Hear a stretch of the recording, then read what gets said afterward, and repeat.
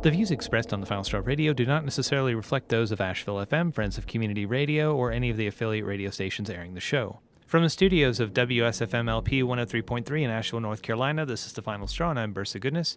This show will later be archived at thefinalstrawradio.noblogs.org, and you can email us with questions or suggestions at thefinalstrawradio@riseup.net.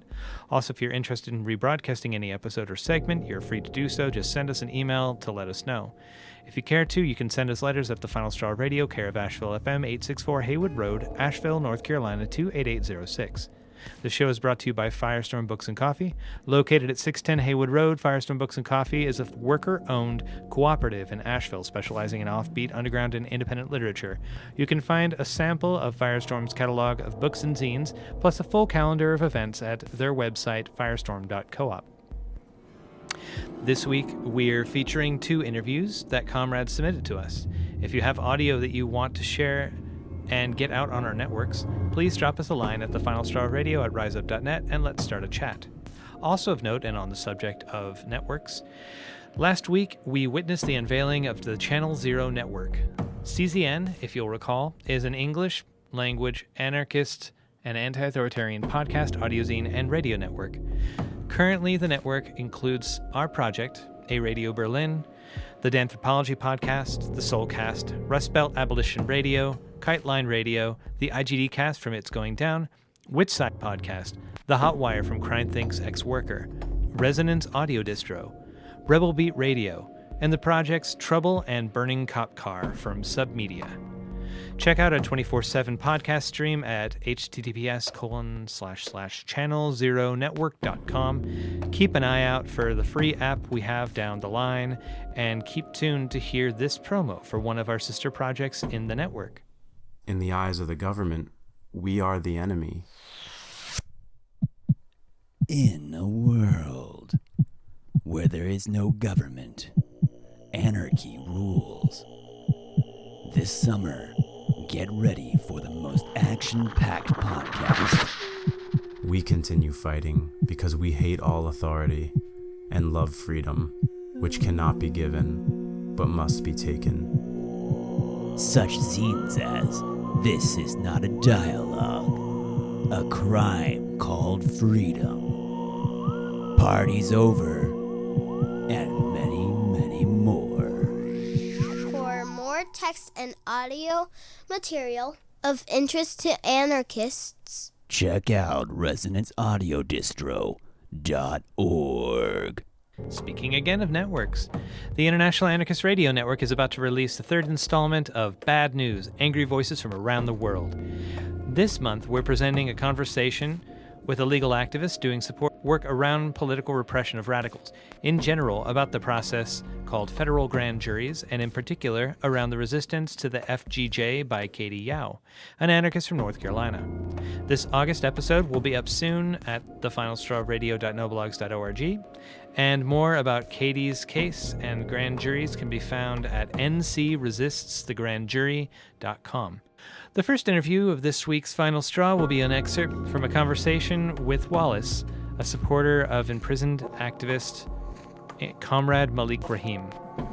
We join the conversation where Wallace is talking about the upcoming Millions for Prisoners' Rights March in Washington, D.C. on August 19th. August 19th was chosen as a day of advocacy for prisoner struggles around the U.S. in continuity with Black August celebrations around the murder of Jonathan and George Jackson by law enforcement and prison officials in California. These actions lit the spark to the Attica uprising, as well as furthered struggles around prisons and the continuation of slavery in the United States. The continuation of slavery in the prison system can be found in the exception clause to the 13th Amendment to the U.S. Constitution, allowing for forced involuntary servitude if convicted of a crime, and the overarching criminalization of poor and darker-shaded people in this country followed this amendment. August 19th events will also be happening around the country, and you can check out IamWeUbuntu.com for more details. To find out more about Comrade Malik Rahim, check out ComradeMalik.com. Following that, our friend Jules holds a longer conversation with Roxy Murray, an Indigenous environmental activist who's been struggling against the liquefied natural gas storage facility proposed for the port of Tacoma, Washington. Roxy is involved with climate first responders. The conversation ranges around impacts on visibility of the Standing Rock struggle against DAPL and the Unistoten camp, past struggles at the port of Tacoma against other fuel storage facilities and processing centers, being an ally and accomplice to Indigenous struggle, decolonization, and more. But first, here are a few announcements. From Smoky Mountain Eco Defense. Quote, join us Friday, August 18th to tell the new North Carolina Department of Environmental Quality to reject the 401 water quality certification for the Atlantic Coast Pipeline. The construction of the ACP threatens our wetlands, streams, rivers, springs, and wells. Additionally, it will destroy sacred sites to the Lumbee and Tuscarora peoples and seize people's family farms for the private gain of energy companies like Duke Energy and Dominion. The fracked gas that the ACP will bring to market will create greenhouse gas emissions equivalent to constructing 20 new coal plants or adding 14 million cars to the road. In the meantime, it's suggested that you submit a public comment to the DEQ by August 19th telling them to reject the ACP.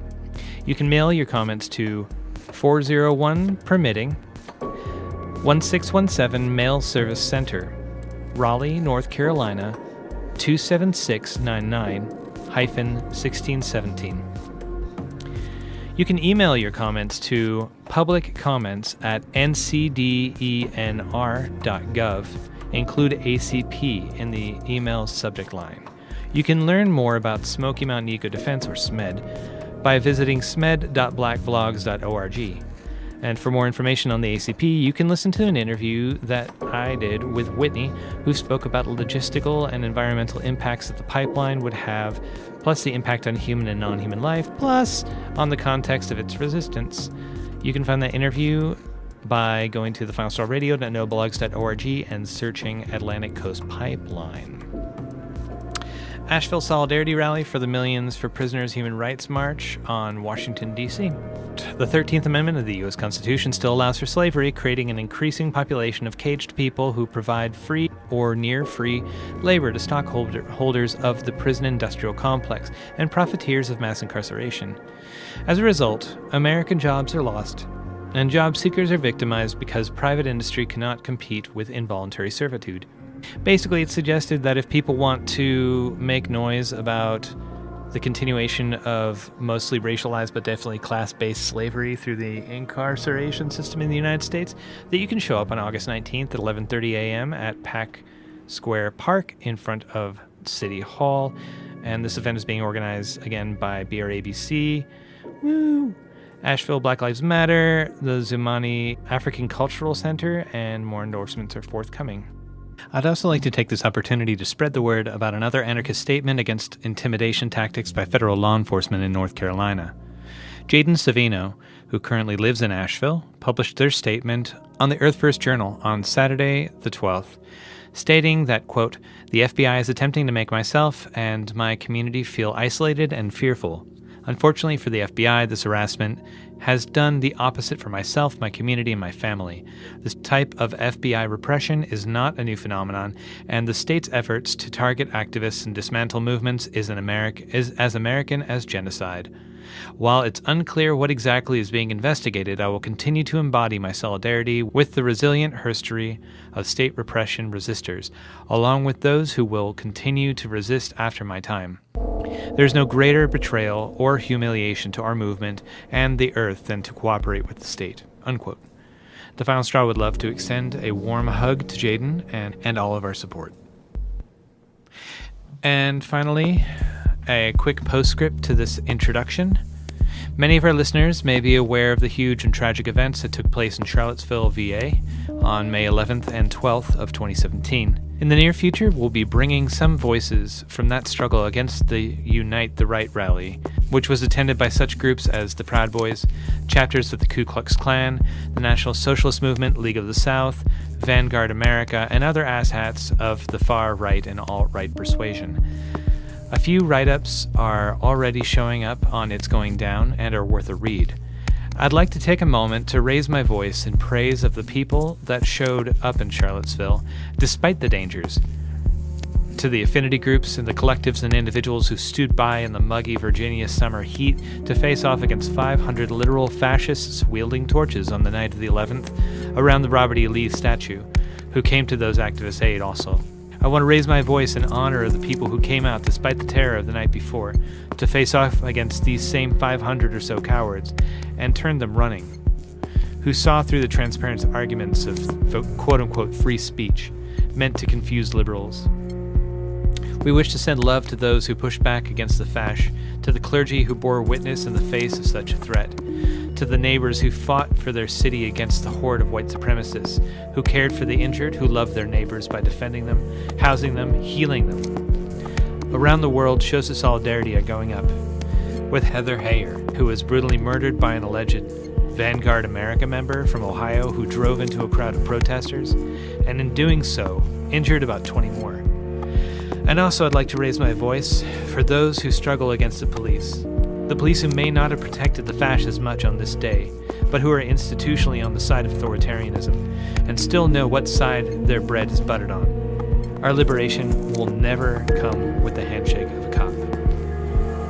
If you have a few dollars burning a hole in your pocket and want to help out the folks in Charlottesville as they cover their legal, medical, and other costs, you can visit solidaritycville.com/donate for ideas. Solidarity from us, friends and comrades, we will win. What you say, what you say, what you say, what? We're caught like a fly!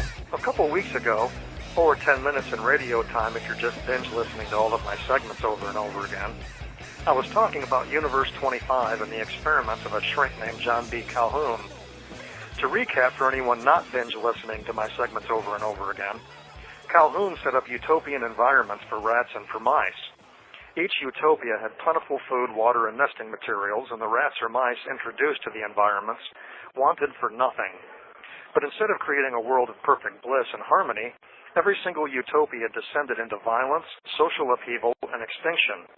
Not because the population exceeded its resources, or because it exceeded the limited geographic space, but seemingly because the population exceeded the number of meaningful social roles.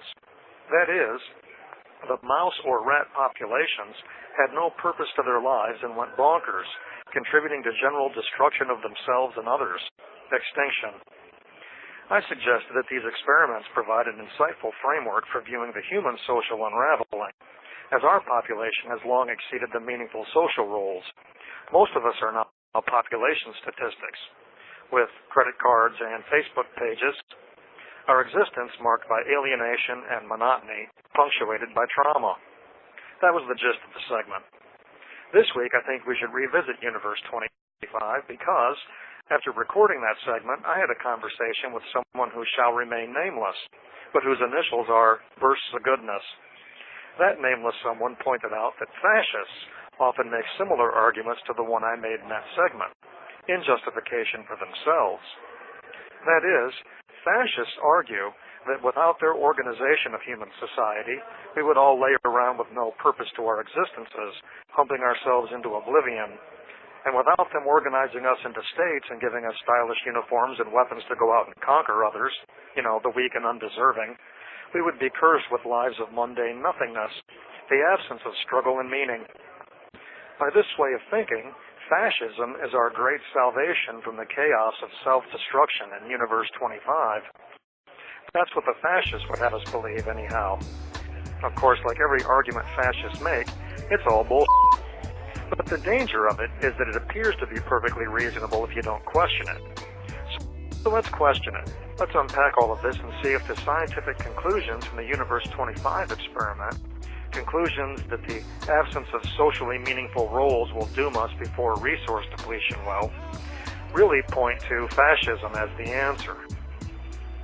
First observation I'd like to make is that all fascist social systems are based on mass production of food.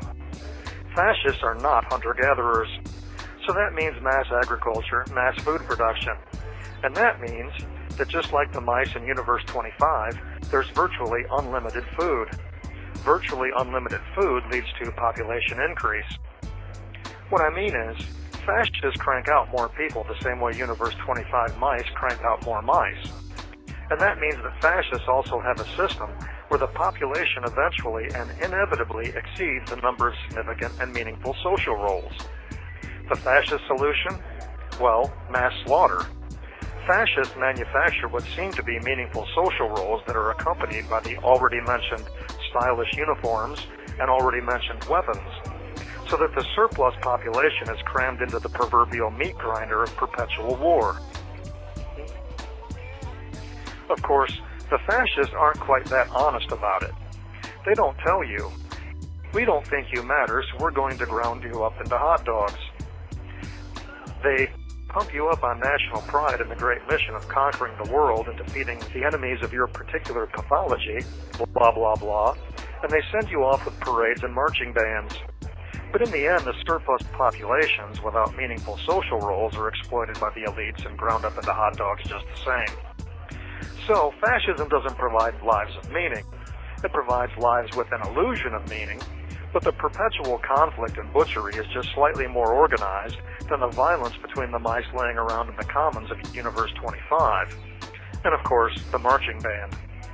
That means that fascism is probably not really the answer to avoiding doom and population exceeding meaningful social roles. I would suggest to you that there is only one way of life that will not inevitably lead to social unraveling and species extinction from exceeding meaningful social roles. That's the only way of life not based upon mass production of food that causes the population increases that are the problem. And what is that way of life? Hunter-gathering. Semi-nomadic tribal people double their populations roughly every 19,000 years. That's glacially slow. That's so slow that as the population increases, more socially meaningful roles develop to account for the increases. Semi-nomadic tribal life is the only way of life where we don't have people relegated to lives without meaning or purpose. It's the only way of life that's Universe 25 proof. And that means that if we truly want to avoid extinction, we have to burn down the fascist farming complex entirely. We have to abandon mass production of food. If we don't, we're as doomed as the mice in Universe 25. This is Anarchist prisoner Shawn Swain from Warren Correctional in Lebanon, Ohio. If you're listening, you are the resistance. You can write to Shawn Swain at Shawn Swain 243-205 Warren CI P.O. Box 120 5787 State Route 63 Lebanon, Ohio 45036.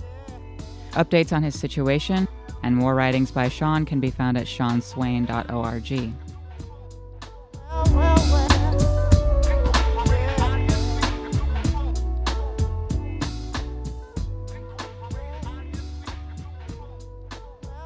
And it got a bit of traction. But more importantly right now, which everybody should know about, and in Asheville, you're not too far away from Washington, D.C., but in Washington, D.C. on August the 19th, there's going to be a major demonstration against prison slavery. It's called Amend the 13th. And as you may know, the 13th Amendment to the U.S. Constitution was the amendment that purported to abolish slavery, but it had a loophole. It had an exception clause that said except in the case of someone who's been convicted of a crime. So that makes it legal for prisons to force workers to work without paying them.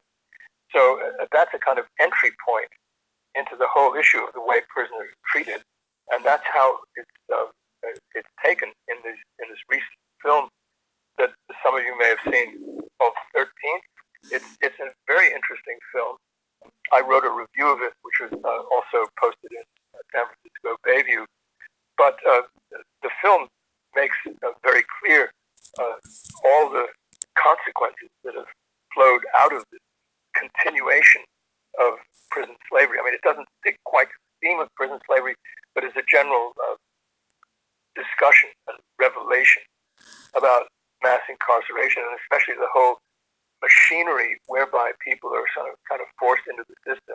Especially there's extensive interviews with Michelle Alexander, the author of a book called New Jim Crow, about how people are railroaded, and how, in effect, more than 90% of the sentences are not based on any kind of trial, not on some kind of deal that's made with the threat of much longer sentences if people don't be guilty. So it's terrible phenomenon. And I guess the other thing that I would say most generally, apart from this particular thing of the 13th, and by the way, people who want to find out about that demonstration, they should go to the website called Amend the 13th, with 13 of numeral, amendthe13th.org. But this larger point I want to make is that the United States is, of course, exceptional in the level, in the extent to which it incarcerates people. And this is very much tied into central aspects of the country's history, and it has a lot of sort of spillover effect into the rest of political life in this country.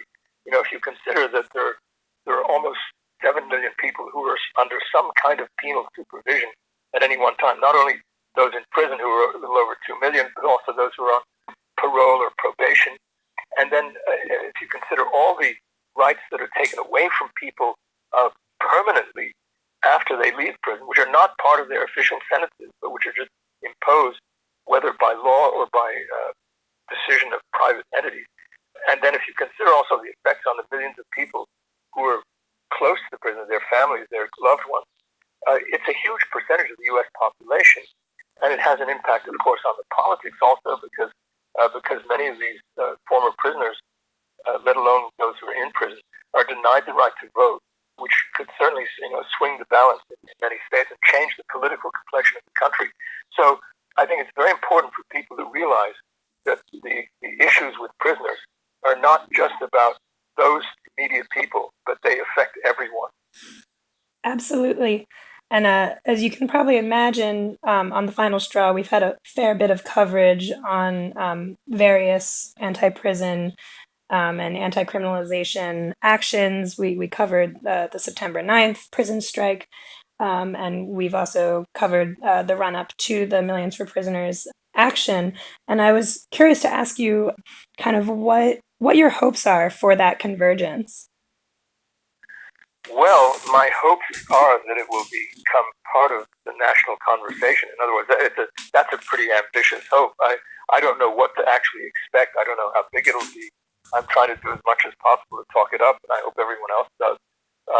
If we get a few thousand people there, it might attract a little bit of attention. But the thing is, demonstrations like that, they're important for bringing people together and networking and showing a little bit of visibility, but you shouldn't expect much coverage from the commercial media. So it depends on what people inform themselves about independently of the commercial media. But we know now that there are a lot of networks whereby people can become aware of what's happening, and so they can develop a whole consciousness about this issue that spreads far and wide. And I think that's what I hope will come out of it. That I hope that people become aware that the problem of prisoners is not just their problem. It's not the problem just of the prisoners themselves. It's everyone's problem. Everyone is affected by it. The whole society is colored by it. The way that prisoners are treated is a kind of extension of the way the police act. It's an extension of a whole culture that's being propagated from the highest levels of brutality and imposition that is expressed also in military occupation, in drone warfare, supporting like the bombardment of Yemen and so on. All these things, it's a kind of continuum. It's a kind of psychology of empire and of domination. And this is the prisons are in a way that's part of the domestic expression of that phenomenon. Absolutely. And, I haven't personally been involved in organizing for this conference other than, just spreading the word about it. But it does appear to me that one thing that makes this convergence, the Millions for Prisoners on August 19th, a little bit different from previous kind of mass events I've seen is that it really does appear to be being coordinated and organized primarily from the grassroots, like from folks who are previously incarcerated and from family members. Like you don't see like a ton of big nonprofits and NGOs, when you see kind of like the lists of people who are supporting. So I'm wondering if you can maybe like reflect on just kind of the way that the convergence has come together. Yeah, well, I don't know too much about the organizational side of it. I'm still trying to get into that. And I'm glad that it started at the grassroots, but I think it will need to draw in some people who have more visibility, because what they're actually asking is for an amendment to the U.S. Constitution. And what's the process by which the U.S. Constitution is amended? Well, first of all, someone who's in Congress has to introduce a proposal for the amendment. So one of the things that we need to do, and I'm talking about this with people involved in it, and I don't want to say anything publicly yet about it, but we need to find someone who would actually introduce an amendment to get rid of the exception clause to the 13th Amendment of the U.S. Constitution. We need to find someone in Congress who will introduce that and who would perhaps speak also at the Convergence. That would be a great thing to achieve. That would give it some more visibility than it would otherwise have. So this brings up a question that I think is very relevant to our listening audience, which, as I mentioned, is primarily anarchist and anti-authoritarian. Obviously, there's kind of a continuum of types of different actions and strategies for taking on the prison industrial complex and for doing prison abolitionist work. And I guess when we get into talking about getting politicians involved and having them speak and introduce bills to Congress, that gets into territory that perhaps some people would see as reformist, perhaps other folks wouldn't see it as that and would see it as a bridge to a more revolutionary shift. So I'm just curious kind of what you see the relationship between this work and prisoner support, maybe more broadly, what the relationship between that work and building a revolutionary abolitionist movement is.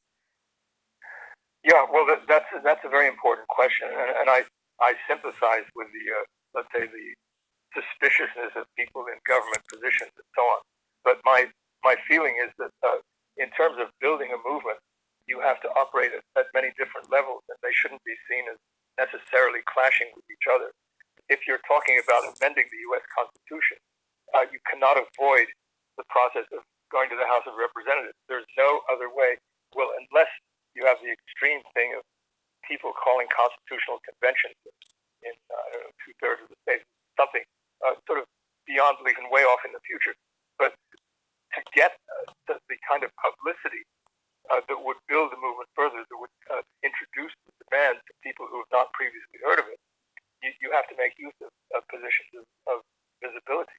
And so, but I would say that, in support of the sort of the anarchist view, one can always have a detached attitude about the people that are doing these things. That's not the be-all and the end-all. The real movement is among the people. But the point is that if the people show their strength, then those who have some handle on positions of power will feel compelled to act, and they'll be not taking anything away from the people. They'll be acting because of what the people have done. So you might say that any progressive measures that have been achieved in this country, or in any country for that matter, they may be, and they have been, in fact, put in by government. But the only reason the government has put them in is there's been a popular movement. And the popular movement can well go beyond what the government does and press to go further and press even for a transformation of the whole system of class power. So the point is that you don't go from one day to the next to a position of the people, quote, being in power. It's a process. Well, it's a process which involves various stages, and the stages involve spreading the awareness of what's going on to more people, and that process can include using positions of visibility and positions where you can introduce a particular measure, like such an amendment, to make more people aware of the larger problem. So it's not instead of building a movement, it's not instead of building a larger social process to transform the society. It's as an element or a stage or a moment in that process.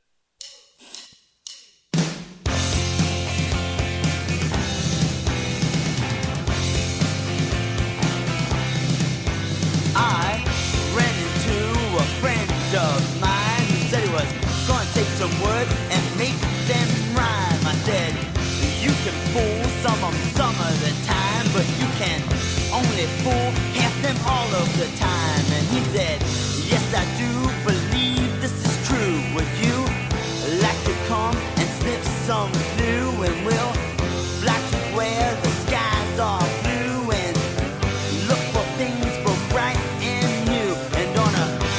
Sunday morning, a bunch of pretty Baptist girls link their pretty hands. Thanks to Disembodied Voice for that interview. And now this is Jules speaking with Roxy Murray of Climate First Responders about resistance to the liquefied unnatural gas storage facility at the port of Tacoma in Washington. So first, I was hoping if you could briefly talk a little bit about yourself and your background and how that might have an influence what we'll be talking about today. Well, my name is Roxanne Murray, and I have been fighting the fracked gas facility that Puget Sound Energy wants to build at the Port of Tacoma.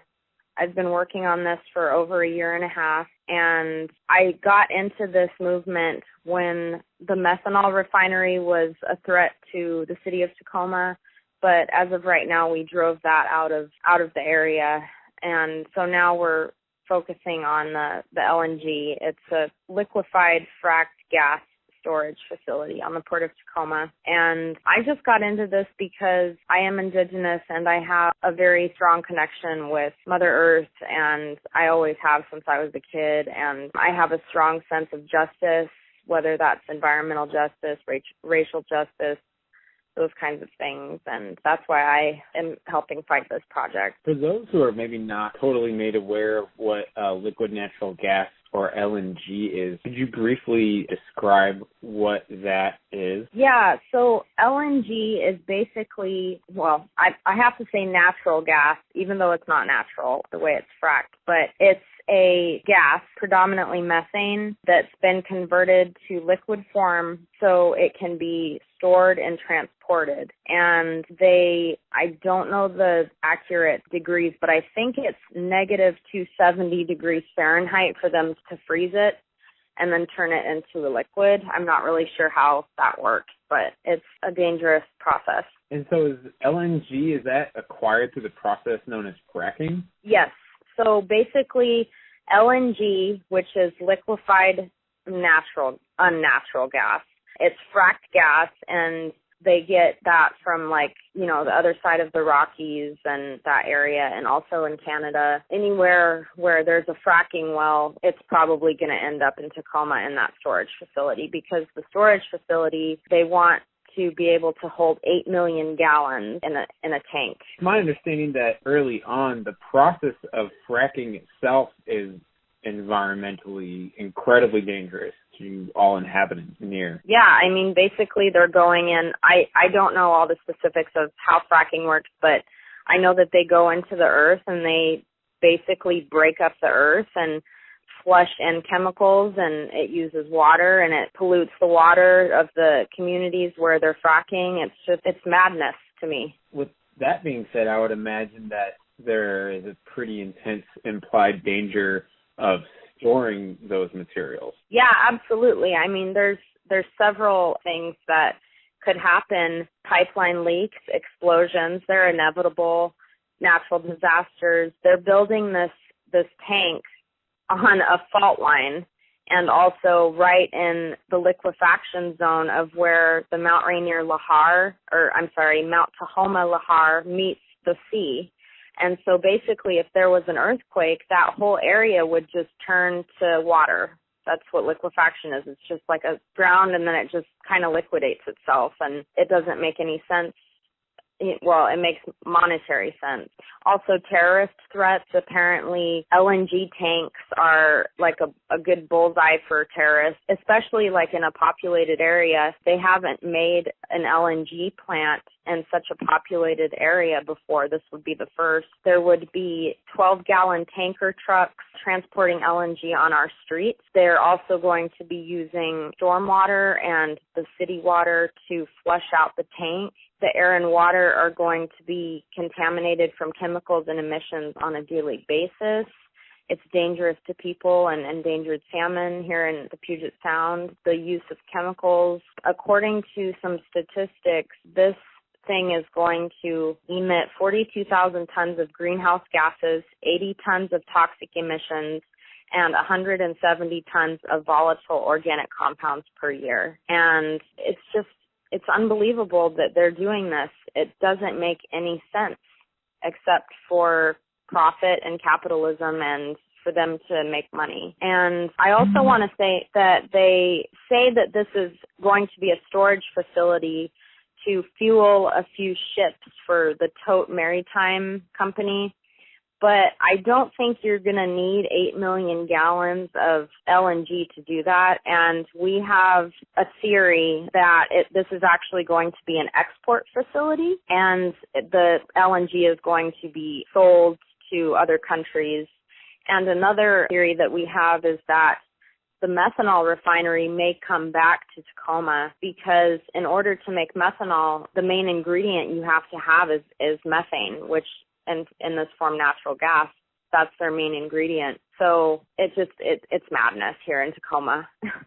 Yeah, that's terrifying. That kind of answers my next question in terms of why Tacoma? Why is such a heavily populated, very urban area where they want to put this storage facility? Well, this area has always been the sacrifice zone of the Pacific Northwest of Washington State. You know, we had a Sarco, and we have 2 oil refineries down there. We have a paper mill, a pulp mill, all that stuff. It's always been this way. And when we went to the port commissioners and said, this is not okay, their response was, well, we've always had a heavy industrial use area, so we're not planning on stopping that anytime soon. It's a deep water port, and it's perfect for these types of projects.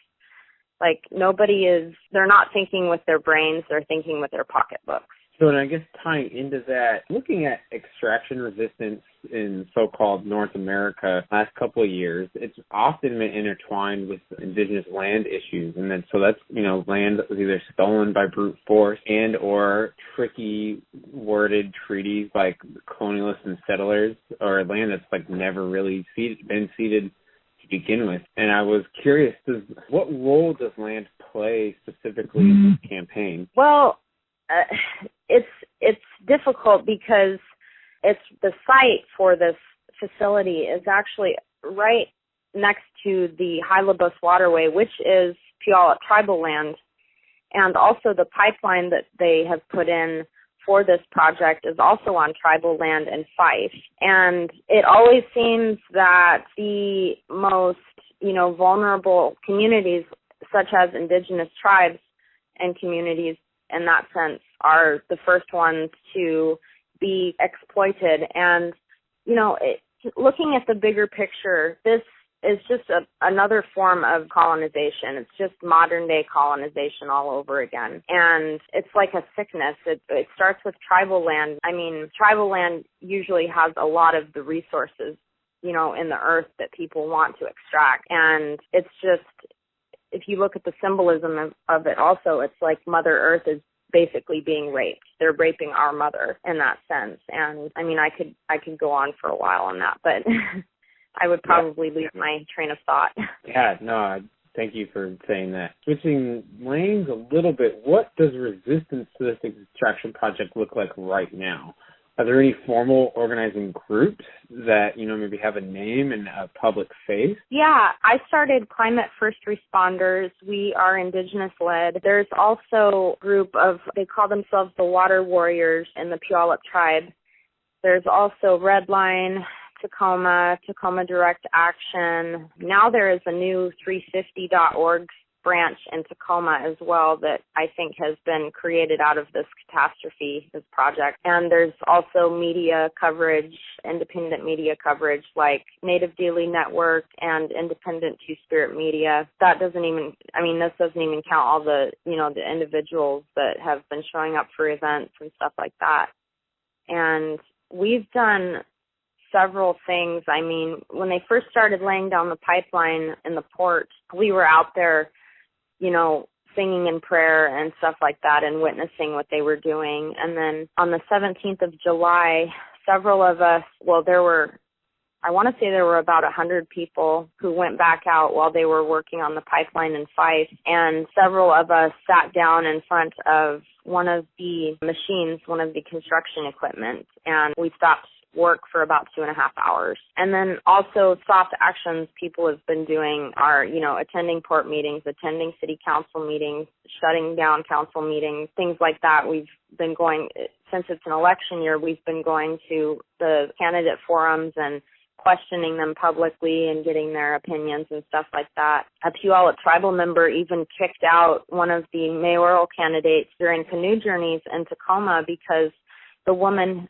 who is running for mayor wrote a letter of approval for the LNG project. And so we caught her before she came in to the event, and I filmed that interaction, and basically she was told that she's not welcome at this Native-led event and she needs to leave. I mean, it's been ramping up a lot for the past couple of months, and the reason why this needs to be an Indigenous-led event is because we need to stay in prayer. And I know that's really hard to understand, and I'm still getting that.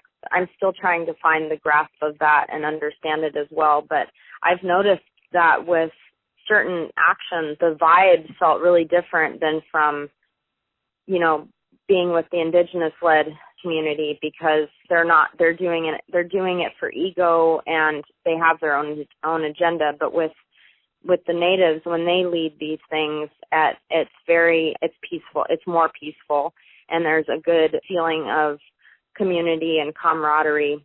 And another event that we just did this past Monday, there were 2 events. A group of people from Tacoma and the Backbone Campaign went to the Bellevue headquarters of Puget Sound Energy, which is their corporate headquarters, and they brought in this giant blow-up black snake pipe and shut it down there. And then a few hours later, they came down here and we did a bit of kayaktivism on the water, and we directly confronted Tote Maritime, who is going to apparently be fueling 2 of its ships with LNG. And so we went out on the water, and I think it was probably one of the most dangerous areas to be kayaking, but there were several of us out there, and it was a symbolic gesture, and we had signs and banners and stuff like that. And, pictures from all of these events can be found on Climate First Responders, and if people want to help out, they can definitely reach out, and we need people. So that's a lot to unpack right there. Yeah.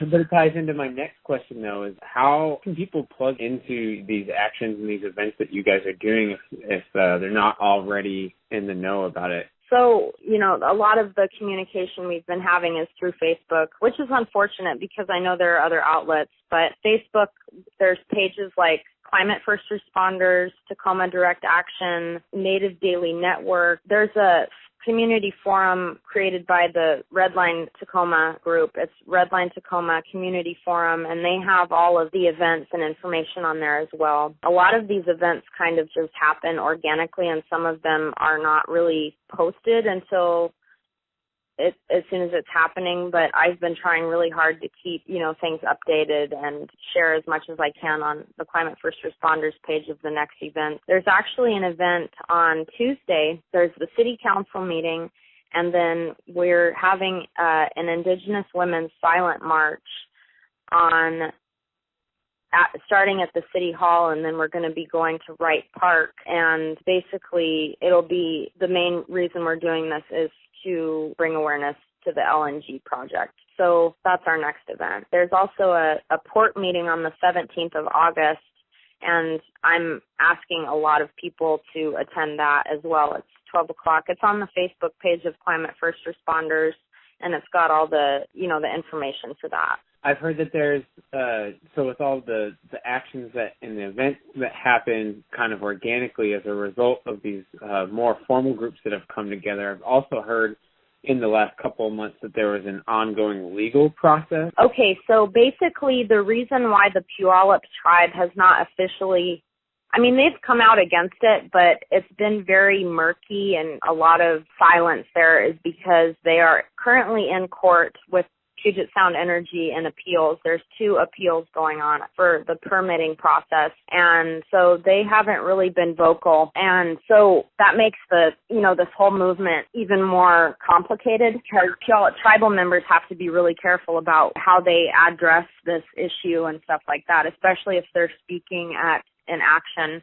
Many of us don't really know what's going on. Even Puyallup tribal members don't know what's going on.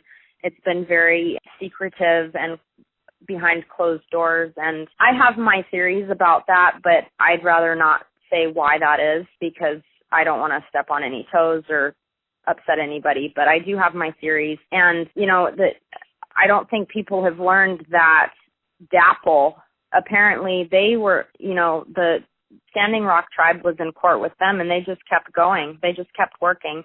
And that's exactly what they're doing here in Tacoma with the LNG. It's basically Standing Rock all over again, but with gas instead of oil. That is terrible, but also not surprising.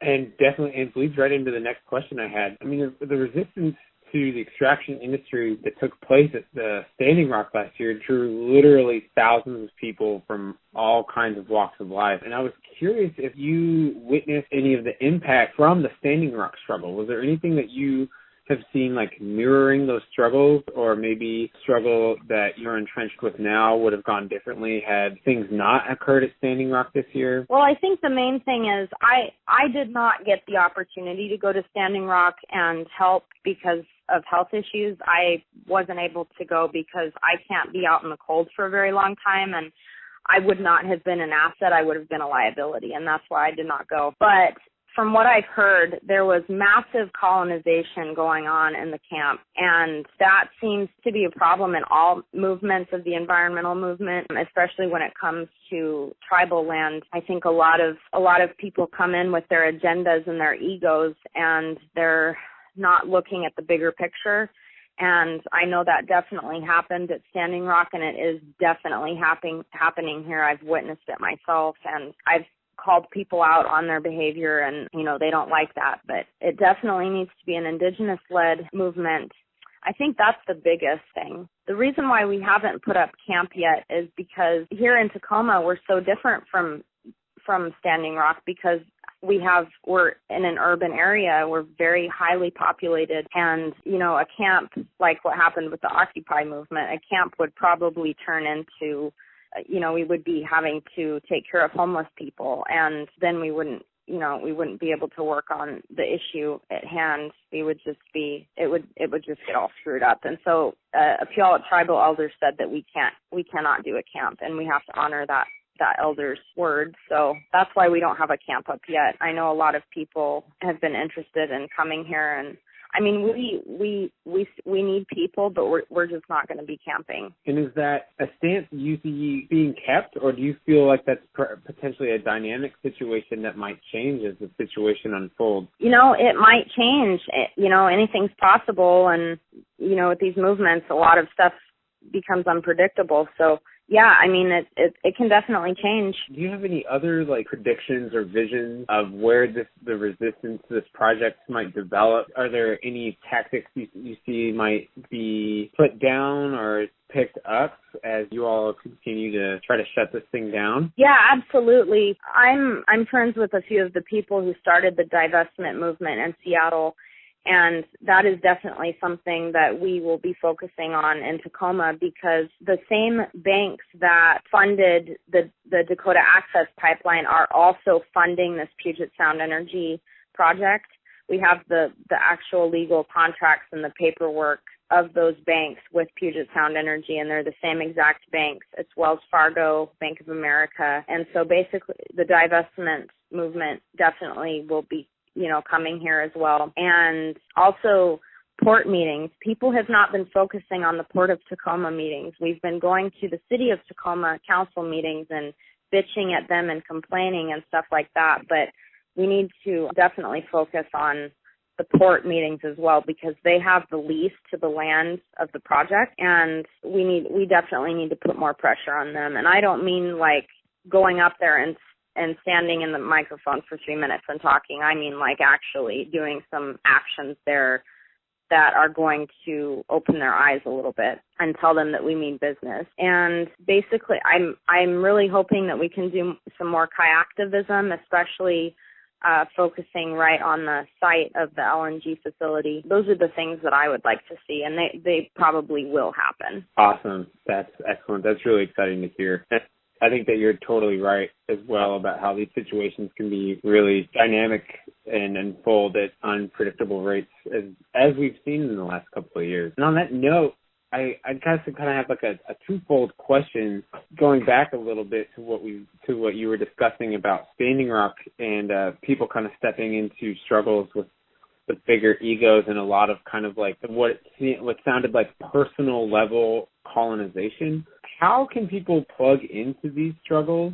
And specifically, how can like allies and accomplices and like settlers in solidarity with Indigenous struggles step into these struggles in ways that like don't undermine what you guys got going on, but actually like uplift and directly contribute to what you got going on? Well, there's a reason why we have 2 ears and 1 mouth, and that's the main thing. We need to listen, and we need to be respectful of each other. And we always welcome people, the thing is, though, you can't come in with, your own agenda of what should be done. I mean, we all have our opinions, and I have opinions that the Puyallup tribal members wouldn't necessarily agree with, but I can't step in their space and tell them what needs to be done. I mean, it's their land. They're the original caretakers of this land, and I can't tell them what to do, and neither can anybody else. That's really important, to honor whose land you're on. And basically, I mean, just hold each other accountable.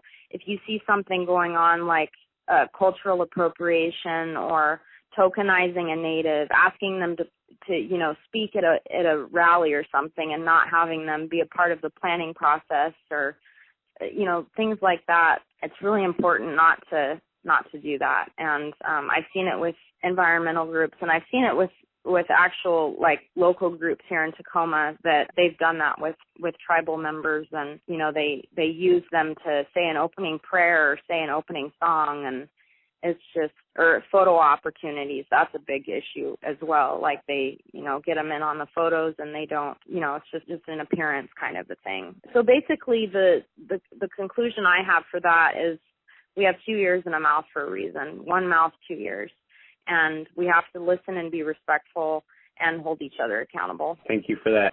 I wanted to hear directly from you, what would solidarity look like for this struggle from folks nearby or far away? It could be anything.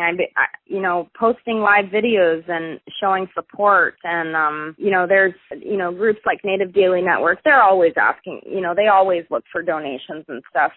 To keep them, to keep up with the media and stuff like that. It's basically just tuning in, and, if it doesn't matter if you're a keyboard warrior or if you travel over here and help with actions, if you're from far away, it could be anything. It's, Standing Rock was a really good example of that. I mean, there are so many ways that people can show support. They can come here personally. They can spread awareness. That's a big issue because this has been so quiet. And up until a few months ago, it was like a sickness. Like you would bring it up with people and they just didn't want to hear about it. And so basically bringing awareness and sharing information and, sharing the actions and stuff like that, that's the biggest issue. Now I was hoping to shift gears a little bit. In the last couple of weeks, Paterna LNG, which was a huge corporation that was funding a LNG pipeline and a plant in BC, they recently pulled their funds for the Pacific Northwest LNG project that was up near Prince Rupert in British Columbia. And that's been a project that a handful of Indigenous communities up there have rallied against. How do you see this impacting the struggle at home? Well, I do have to disclose that I saw the articles about that, but I did not read them. And so I don't really know how they did it or what impact it had or anything like that, if the Indigenous tribes or, groups like that were, to take the glory for that shutting down. But I will say that it gives us hope. I mean, those were going around on Facebook, those articles about that being shut down, and it definitely gives us hope that we can stop this as well. I mean, that was a big project, and it definitely shows us that we cannot stop this fight. We cannot give up, even if we feel like it, and we just have to keep going. I mean, that was a huge victory, and it shows us that we do have the potential to stop this. So I guess that also answers my next question a little bit, but maybe if you wanted to vibe on that a little bit more. Do the international developments in these kinds of things, especially up in British Columbia where we're seeing a lot of this right now, like court rulings and corporate decisions, they typically have an impact on extraction resistance struggles in the United States? Oh, absolutely. I mean, they're, the people who run the ports and the cities are deep in bed with these people. They, I don't know. Well, for example, you talk about, international stuff. Okay, this is an example. The mayor of Tacoma, who is going to be out of office soon, she was basically being a host to the Chinese president back. I think it was 2015 of fall. He came here and basically put on a show and said he was going to bring a large group of Lincoln High School students back to China to have like a fun trip. And then, we were all wondering, why the hell is this asshole coming here to Tacoma? And then we find out that it's directly involved.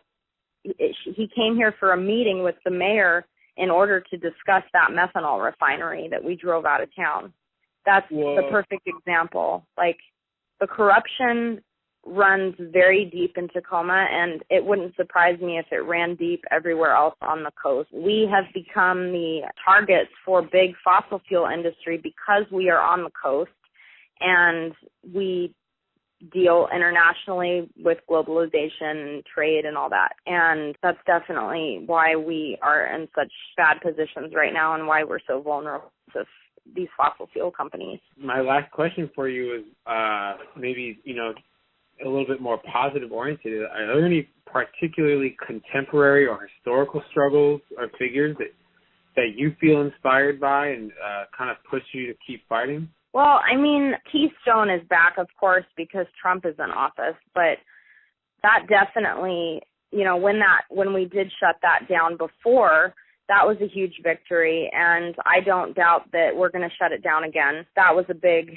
inspiration. Also, I believe, I'm trying to think of the group, I think it was in the 80s, ACT UP about the AIDS crisis. From the things I read, I mean, they were going into pharmaceutical companies, I believe, or like the Center for Disease Control headquarters, and shutting them down so they could get accurate, or, so they could get good treatment for AIDS because people were dying every day.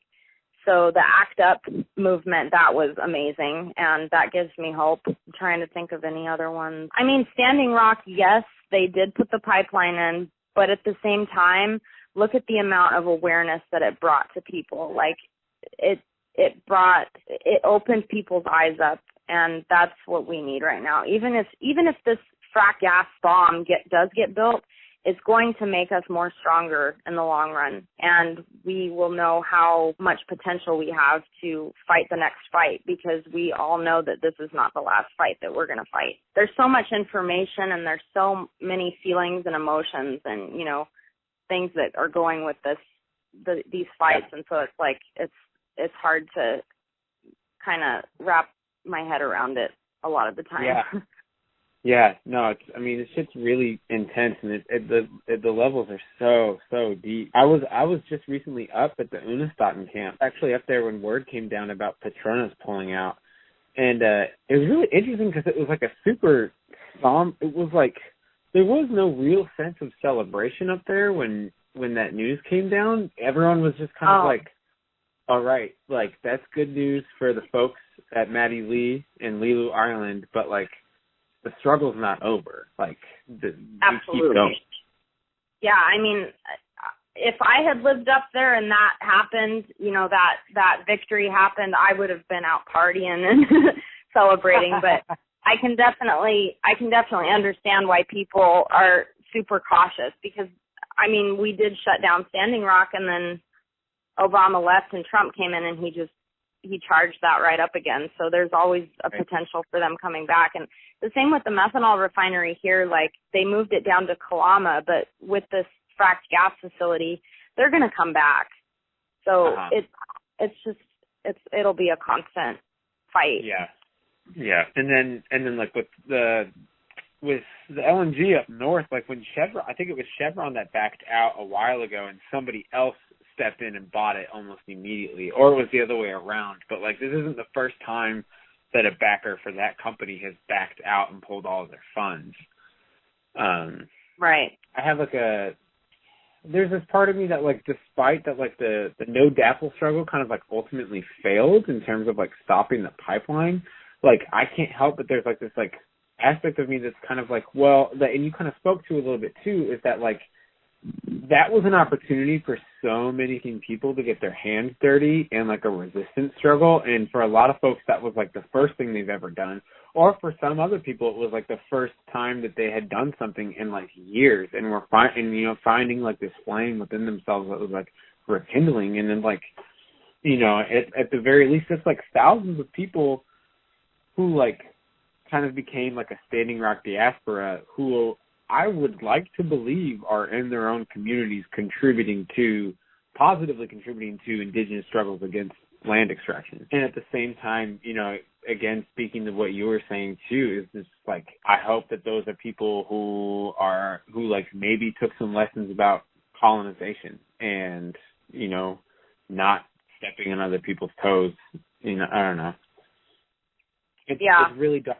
It's really twisted. It's got two sides. Yeah, I mean, the Puyallup tribal members that are fighting this, they have their opinions and we have ours and stuff like that. And yeah, so it's definitely, it's difficult. I mean, we can all do whatever we want to do, but if it's, if they're having an event, we can't just come in there and, shut it down and do our own thing. But I mean, I encourage everyone to do some civil disobedience against this project, and they'll definitely have support from the community. We may not be able to, be a part of that disobedience, but we'll definitely support. That's all I've got for questions for you. Is there anything that you wanted to touch on aside from all that? I mean, I think I've pretty much said everything that I can think of right at this moment. Awesome. Well, thank you very much for spending time with me on this interview. I really appreciate it. Yeah, I appreciate you reaching out. We need as much awareness and attention on this issue as we can get. From the studios of WSFM-LP 103.3 in Asheville, North Carolina, this is The Final Straw, and I'm Bursa Goodness. This show will later be archived at thefinalstrawradio.noblogs.org, and you can email us with questions or suggestions at thefinalstrawradio@riseup.net. Also, if you're interested in rebroadcasting any episode or segment, you're free to do so. Just send us an email to let us know. The show is brought to you by Firestorm Books and Coffee. Located at 610 Haywood Road, Firestorm Books and Coffee is a worker-owned cooperative in Asheville specializing in offbeat, underground, and independent literature. You can find a sample of Firestorm's catalog of books and zines, plus a full calendar of events at their website, firestorm.coop.